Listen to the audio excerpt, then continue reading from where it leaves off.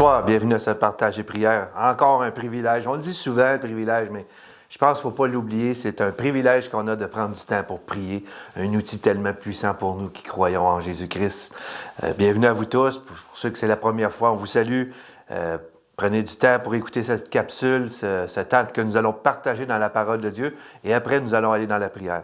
Donc, sans plus tarder, ce soir, vu qu'on est dans le mois de mai, et à notre assemblée, notre église, au CCDM, on a comme titre « Ancré dans le Saint-Esprit ». Donc, ce mois-ci, on va parler d'être ancré dans le Saint-Esprit. Et c'est sur ce sujet que je veux vous partager ce soir en peu de temps, car il y a beaucoup de choses à dire là, sur ça. Être ancré dans le Saint-Esprit, qui est le thème, comme je viens de vous dire, je pense que c'est une image qui est très, très forte pour nous ce soir. Moi, je trouve que c'est une image qui vient renforcer l'importance du Saint-Esprit pour la suite des choses et pour la continuité dans notre marche avec Jésus. Tout comme cet exemple qu'on vient de voir sur être ancré, bien, cet exemple nous parle d'un bateau. Et un bateau, pour qu'il ne parte pas à la dérive, il doit être bien ancré. Donc, c'est important de savoir que l'ancre, c'est un outil qui empêche le navire, le bateau, l'embarcation de s'en aller à la dérive. Et cet exemple-là est tellement bon pour chacun de nous qui croyons en Jésus-Christ, qui avons mis notre foi dans l'œuvre de la mort et de la résurrection de Jésus pour notre salut. Nous avons besoin du Saint-Esprit pour que notre nouvelle vie en Jésus ne parte pas à la dérive. Amen. Le Saint-Esprit est la troisième personne de la Trinité.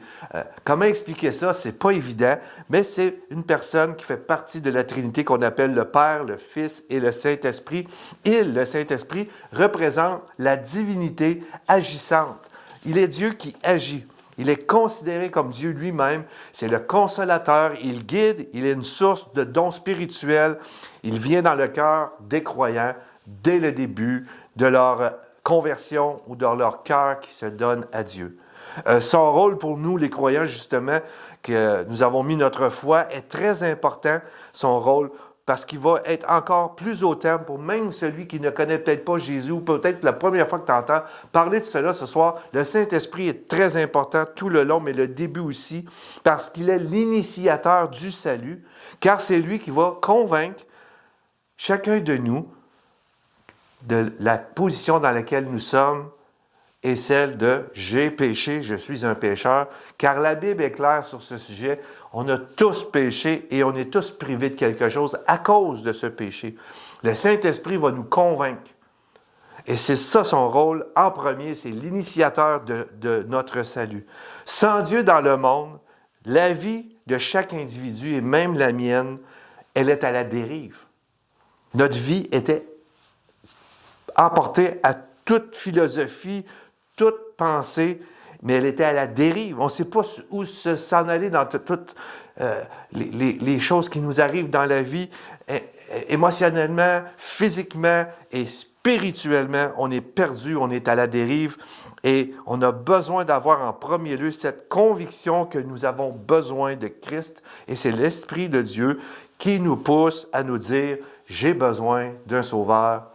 J'ai raté la cible, j'ai manqué le but dans la vie et Jésus est là justement. Il est mort, il est ressuscité et il est le sauveur. Et toi, as-tu besoin d'un sauveur? As-tu besoin d'un sauveur? Très bonne question. Il est important de croire en Jésus-Christ, qu'il est l'auteur de la foi et le rémunérateur de celle-ci. On voit souvent à travers les évangiles Jésus parler aux gens et leur dit qu'il soit fait selon ta foi.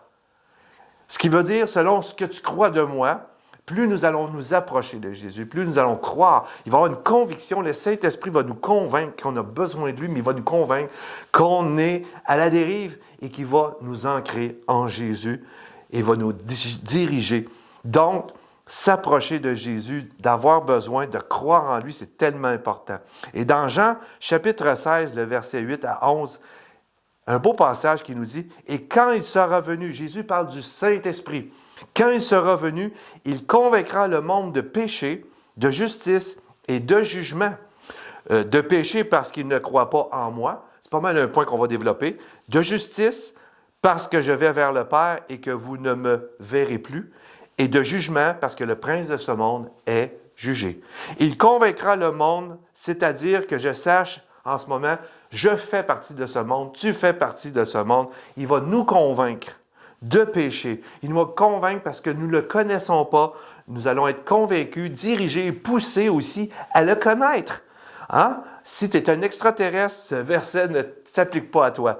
Mais je m'adresse à des humains et moi, j'en fais partie. Donc, il va nous convaincre.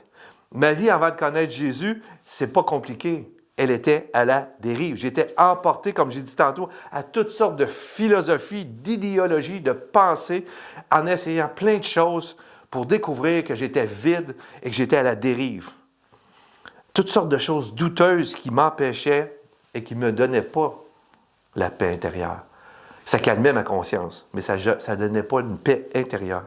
Et quand j'ai décidé de connaître le Seigneur Jésus, bien, le fait de m'approcher de lui à travers la Bible, de croire, bien, une profonde conviction en moi s'est révélée, celle que j'étais pécheur. Et en suivi ma conversion et ma repentance. Et cela est l'œuvre et le travail du Saint-Esprit de nous convaincre justement et de nous pousser à changer de direction, à viser la bonne cible pour nous, à regarder et croire en Jésus. Il convaincra de péché parce qu'il ne croit pas en moi. Et quand tu te mets à ouvrir ton cœur, à t'approcher de Jésus, à commencer à croire en lui, bien, premièrement, ce qui va arriver, c'est qu'une place va se faire dans son cœur, une conviction que tu as besoin d'un sauveur, que Jésus est la vérité et que tu es pécheur.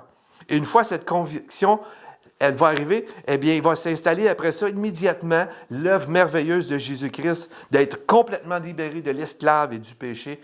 Et là, il va s'installer une paix qu'on ne retrouve pas ailleurs. Et là, on va être ancré. Notre vie va commencer à être ancrée et la dérive va s'éloigner de nous. Et c'est ainsi que notre vie va s'être ancrée dans le Saint-Esprit pour ne plus qu'elle ne parte à la dérive. En parlant du Saint-Esprit, bien, maintenant, il va nous conduire chaque jour et il va nous pousser toujours vers Jésus. Quand ça nous dit dans Jean chapitre 16, le verset 13, qui est tellement beau, ça dit encore, quand le Consolateur sera venu, l'Esprit de vérité, il vous conduira dans toute la vérité. Le Saint-Esprit va nous convaincre et après ça, il va continuer à nous ancrer, à nous pousser dans la vérité afin que tout ce que nous croyons en Jésus va être solide, va être dirigé dans la vérité. Et il dit, il ne dira pas les choses il va dire les choses qu'il a entendues de moi et il va vous annoncer même des choses à venir. Il va parler de Jésus, il va nous pousser vers Jésus, toujours vers Jésus, parce qu'il faut croire en lui, parce qu'il l'a dit, hein, le péché à cause qu'il ne croit pas en moi. Donc, le Consolateur, le Saint-Esprit, va nous convaincre. Il va nous convaincre que nous avons besoin d'aller lire la Bible, d'aller lire la parole de Dieu. Le Consolateur est là pour ça. Être ancré dans le Saint-Esprit va nous stabiliser. C'est le rôle de l'ancre, de stabiliser l'embarcation.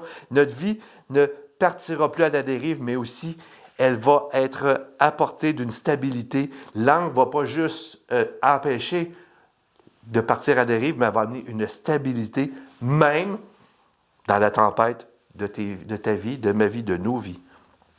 Et justement, un des points, c'est la stabilité que ça va amener d'être ancré par le Saint-Esprit dans les choses de Dieu, dans la parole de Dieu. Ça va nous ancrer, nous stabiliser aussi.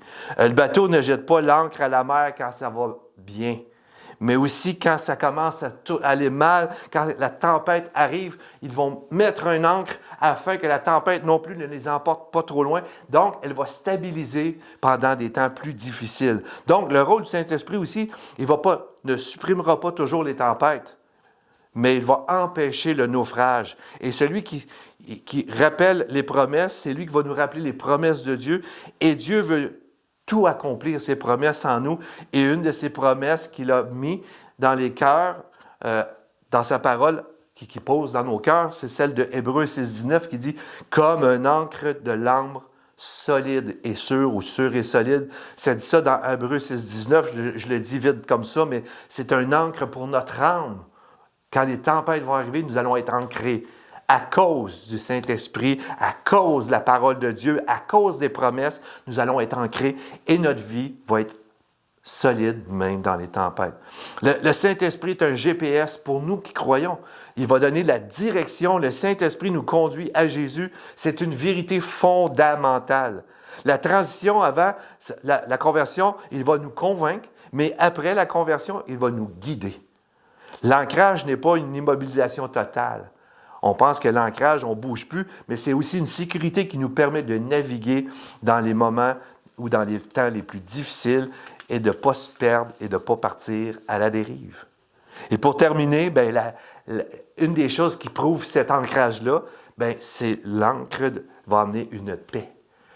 Une conviction, une stabilité, même dans la tempête, mais on va avoir une paix. Un signe de l'ancrage ce soir dans le Saint-Esprit, c'est qu'on va avoir la paix.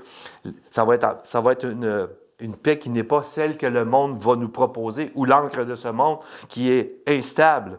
C'est un encre d'idéologie, de matériel, de succès qui ne vaut rien parce que le monde veut qu'on s'ancre dans ces choses-là, mais nous avons tous essayé toutes sortes de choses, puis on n'a pas eu cette paix-là. On a essayé de s'ancrer dans toutes sortes de philosophies, j'irais même en toutes sortes de façons de croire en Dieu, mais le Saint-Esprit, lui, va nous conduire dans toute la vérité à travers tout ça. Et on va être ancré, solide, malgré les tempêtes. L'Esprit offre un ancre qui, dans le plus fond de nos cœurs, va être solide, puis va nous ancrer dans la parole de Dieu, parce qu'il va nous annoncer les choses que Jésus a dites. Et Jésus est la parole. Donc, un des fruits de l'ancre, la paix, la joie, la maîtrise de soi. On voit ça dans Galates 5, 22. Et ce soir, pour terminer avant d'aller dans ce chant, j'ai besoin constamment de m'assurer que je suis bien ancré. Bien ancré. Et le Saint-Esprit va continuer de me convaincre. Maintenant que je sais que Jésus est mon sauveur, que je crois en lui, j'ai besoin quand même qu'il me conduise dans sa parole. Et dans sa parole, elle va me conduire toujours à Jésus. La Bible nous conduit toujours à Jésus, qu'il est la vérité. Amen. Donc ce soir, soyons ancrés dans le Saint-Esprit, car lui va nous emmener à être une vie moins partie à la dérive, une vie qui va aller plus dans le sens et dans l'objectif de Dieu. Et dans les temps difficiles, nous ne serons pas ébranlés, car on va être stable en Jésus-Christ, en sa parole. Amen.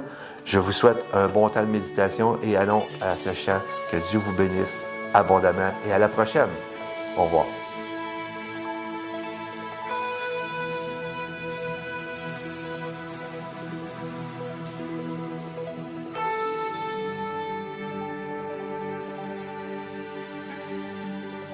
Mon âme soupire après toi.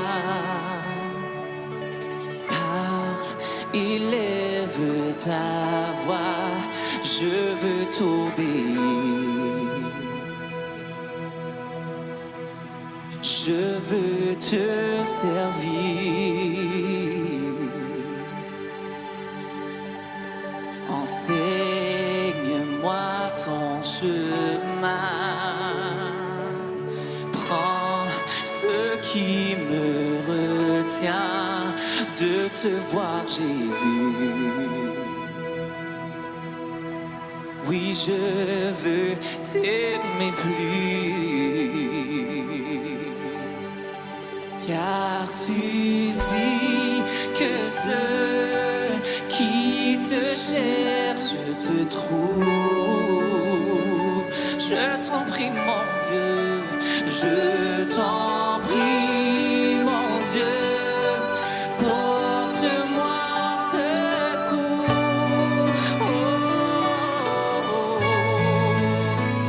Donne-moi un cœur tout entier,